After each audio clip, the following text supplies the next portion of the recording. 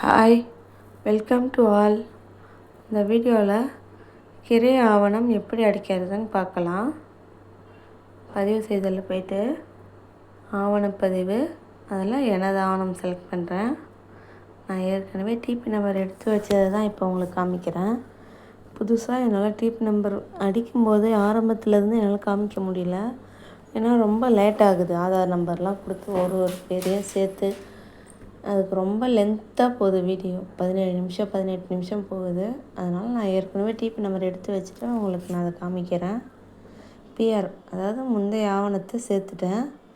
இப்போ அதுக்கப்புறம் எழுதி கொடுப்பவர் யார் எழுதி கொடுக்குறாங்களோ அவங்களுடைய பேர்.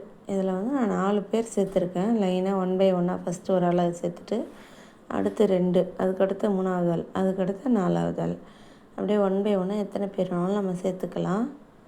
எழுதி கொடுக்குறவங்களுக்கு கிரயத்துக்கு ஃபோன் நம்பர் போட தேவையில்லை. கிரயத்தை பொறுத்தவரையிலும் எழுதி யார் வாங்குகிறாங்களோ அவங்களுக்கு மட்டும் ஃபோன் நம்பர் போட்டால் போதும். நான் எக்ஸாம்பிளுக்காக உங்களுக்கு ஃபோன் நம்பர் போட்டு காமிச்சிருக்கேன்.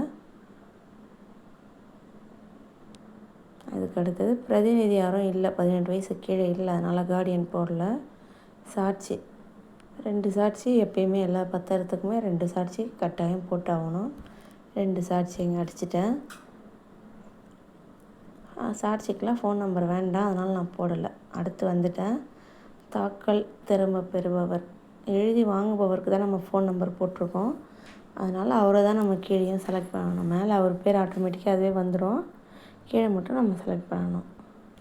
அடுத்து சேமிக்க மற்றும் தொடர்க கொடுத்துட்டேன். இப்போ சொத்து விவரம், விவசாய நிலம். ஃபஸ்ட்டு இதில் சார் பதிவாளர் அலுவலகம், பதிவு கிராமம், இதை செலக்ட் பண்ணிக்கோங்க. அதுக்கு அடுத்தது அது பக்கத்துலேயே வழிகாட்டி கிராமமும் வந்துடணும். அது வந்ததுக்கப்புறமா கீழே பட்டா எண், வழிகாட்டி கிராமம் எனக்கு வந்துடுச்சு. இப்போ இது கீழே இருக்க பட்டா எண் இருந்தால் போடலாம், இல்லைனா விட்டுடலாம். நம்ம தான் ஏற்கனவே பத்திரம் சேர்த்துருக்கோம். அதனால் பட்டா எண் போட்டாலும் போடலாம், இல்லைனாலும் விட்டுடலாம். அடுத்து வந்துடுறேன். புல விவரங்கள் எடிட் பண்ணி காமிக்கிறேன்.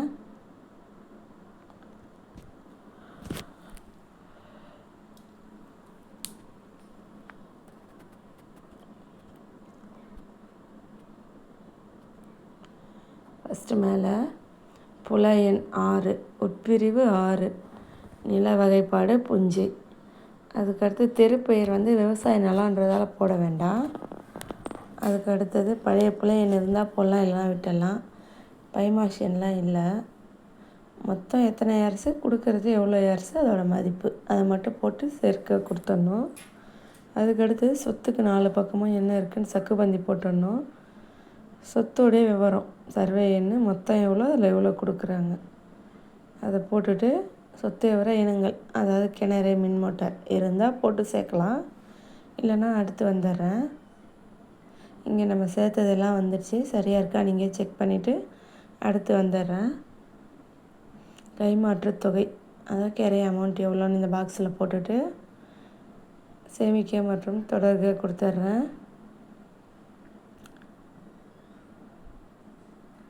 இதெல்லாம் எல்லா பேரும் வந்திருக்கான்னு செக் பண்ணிடணும்.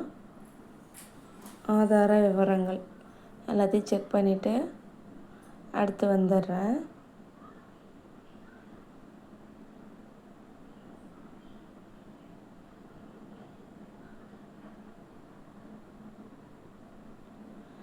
இப்போ இங்கே ஃபீஸ்லாம் இங்கே செக் பண்ணிக்கலாம். நம்ம போட்ட சந்தை மதிப்பும் கணினி கணக்கீட்டின்படி சந்தை மதிப்பும் ஒன்றா இருக்கான்னு பார்த்தாச்சு. அதுக்கு அடுத்தது ஸ்டாம்ப் ஃபீஸு. இங்கே நான் ஆல்ரெடி 5 ஸ்டாம்ப் ஏற்றிட்டேன், பத்திரம்லாம் ஏற்றிட்டேன். அதான் இங்கே காமிக்குது. நடப்பு வழக்கில் உள்ள முத்திரைத்தாள் அதெல்லாம் காமிக்குது.